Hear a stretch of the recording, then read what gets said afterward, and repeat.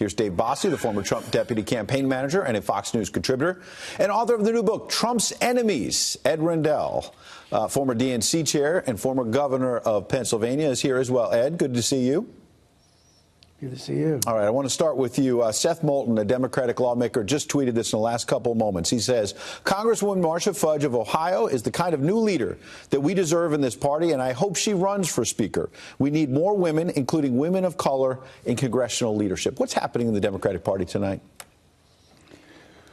Well, look, Democrats who ran for office were afraid that Nancy Pelosi was an albatross that would be hung around their neck. And it turns out she wasn't. Despite the Republicans' attempt to demonize Nancy Pelosi, we're going to win about 40 seats in the most recent election, 40 seats that were previously held by Republicans.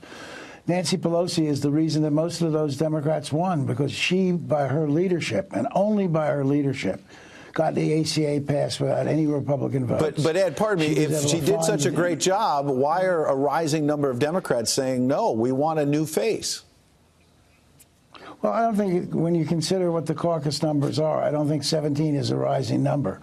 And you're always going to have people who want change, and I understand the need for change.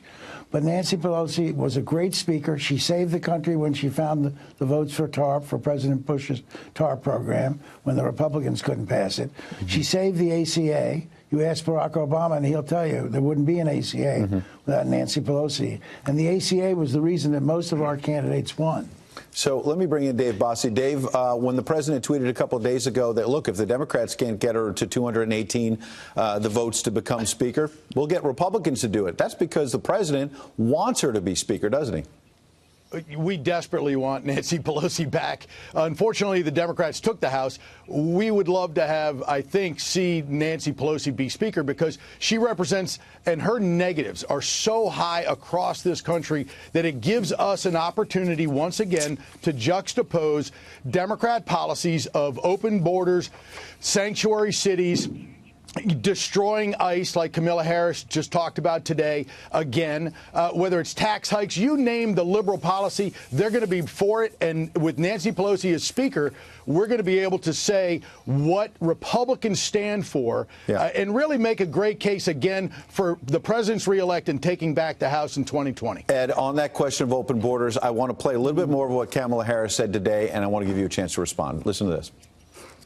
Are you aware that there's a perception that ICE is administering its power in a way that is causing fear and intimidation, particularly among immigrants, and specifically among immigrants coming from Mexico and Central America? Are you aware of that perception?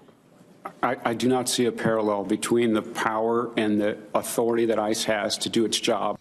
Ed, the context is that's Ron Vitello. He's the president's nominee. He's served his country for 30 years now in law enforcement. He is the nominee to be director of ICE. And I looked it up, and a couple of weeks ago, Ed, as a Democrat, you said publicly that the party was making a mistake by saying they should abolish ICE.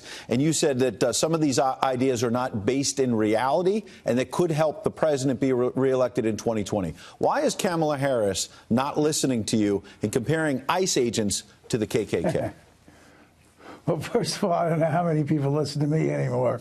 But having said that, it makes no sense. Look, ICE should be reformed, and there are problems with ICE, and there's no question.